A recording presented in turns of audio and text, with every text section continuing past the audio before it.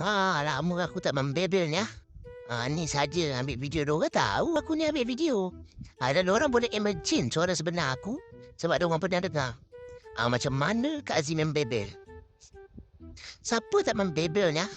Engkau satu hari banyak kerja itu ini gitu gini tapi engkau tak sempat nak makan. Yang kau makan jajan. Benda lah engkau. Sempat nak makan jajan tapi nak makan nasi tak dapat. Tak sempat. Alasan. Ni tak cukup urut ni nak cakap apa.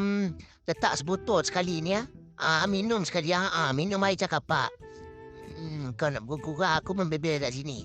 Lain kali makan tahu diri tu kena makan nasi. Nasi for life baby. Tak apa baby. Kak Azim pun suka nasi. Sedap. Benda sedap takkan kau tak nak makan. Keluar angin pula dia pula keluar angin.